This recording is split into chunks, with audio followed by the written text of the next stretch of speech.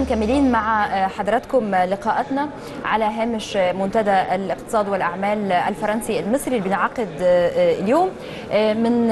اسمحوا لي أرحب الرئيس التنفيذي لمجموعة كارفور Monsieur Hervé Magidier.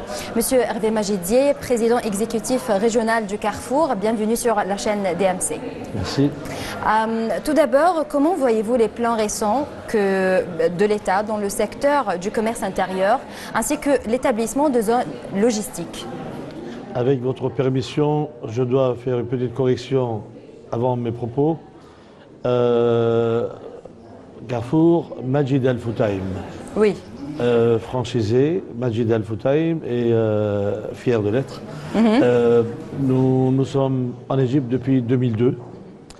2002-2003, Carrefour a démarré ses activités en Égypte avec 2 magasins, un à Alexandrie, l'autre Caire.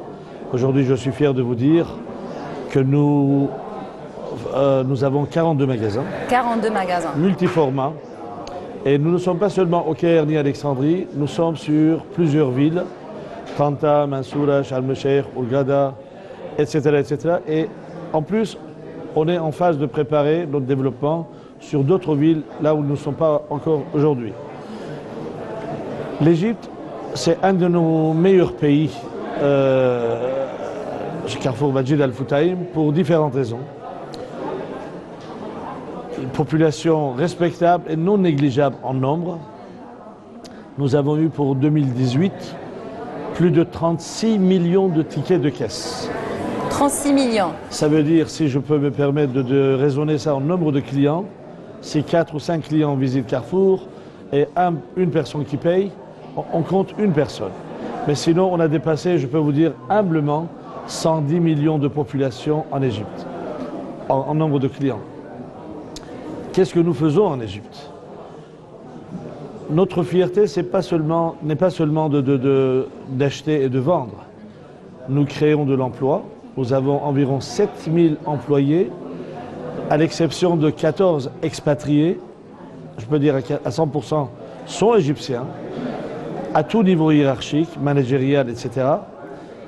Autre fierté, chaque année, nous formons et nous transférons depuis l'Égypte entre 800 et 1000 managers d'autres pays de notre groupe. Nous exportons depuis l'Égypte beaucoup de produits agroalimentaires, fruits et légumes, Jebna Roumi, le fromage, et même des assiettes genre gondole, genre shelf, etc., etc. Aujourd'hui, je salue les réformes du gouvernement égyptien, les réformes très courageuses. Vous ne pouvez pas faire réforme tout en restant populiste. Bien sûr. Il fallait que les choses changent différemment. Il fallait que l'Égypte pense à modifier les subsidies, le programme de réforme qui est vraiment le bienvenu. Et sincèrement, je me réjouis de voir que une grande partie des ministres égyptiens sont issus du secteur privé. Ça veut dire qu'ils ont la pratique du secteur privé avec leur connaissance des problèmes et des solutions éventuellement peut-être à apporter pour rendre plus attractif le business. Autre point très positif de l'Égypte, et c'est parmi ses fondamentaux, pour moi c'est le numéro 1, c'est la situation géographique de l'Égypte à la porte de Méditerranée, africain et le Moyen-Orient. Et aujourd'hui, l'Égypte est devenue une plateforme pour plusieurs régions, avec la zone de Levant, avec des accords commerciaux très intéressants, QUIZ en particulier, Qualified Industrial Zone, avec COMESA pour l'Afrique. Et comme vous le savez très bien, donc l'Égypte va dirigeant et Égypte est le porte-drapeau de l'Afrique pour 2019. Et ça va ouvrir plusieurs portes. Absolument, ça va ouvrir beaucoup de portes. De l'autre côté, si vous me permettez, je me fais aussi l'ambassadeur de plusieurs entreprises, pas seulement Carrefour Majid Al Futtaim, au titre de co-président de la Chambre de commerce française en Égypte et aussi vice-président des conseillers de commerce extérieur de la France. L'Égypte est devenue très attractive.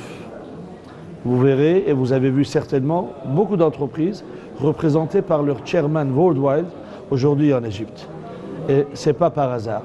C'est parce que, encore, ça fait partie des points positifs que cette réforme est à amener. la dévaluation de la livre, en fait, je ne dirais pas d'évaluation, de se donner cette mesure corrective pour dire voilà, on part de cette base et après on verra bien où est-ce qu'on va arriver. Dans les domaines de santé, dans le domaine de transport, dans le domaine de énergie nouvelle, dans le domaine de digital, dans le domaine de agroalimentaire, et surtout ce qu'il faut oublier, c'est qu'aujourd'hui dans la démographie qui évolue de 2,4%, vous avez chaque année plusieurs millions d'Égyptiens qui voient le jour. Ils sont nés. Je parle pas de ces gens-là. À la fois c'est un problème et c'est un plus. C'est un problème parce qu'il faut les nourrir. C'est un problème parce qu'il faut s'occuper de la santé. C'est un problème peut-être parce qu'il faut les éduquer. Mais c'est un plus parce qu'aujourd'hui, plus de, je vous dirais, 57-60% de population sont jeunes. Et donc, il y a un secteur que j'ai pas mentionné. Qu'est-ce que vous en pensez des jeunes égyptiens, des compétences des jeunes? Regardez le nombre d'académies, le nombre des écoles, le nombre d'universités et le nombre d'Égyptiens qui s'expatrient pour se spécialiser ailleurs. Ça, c'est la force de l'Égypte.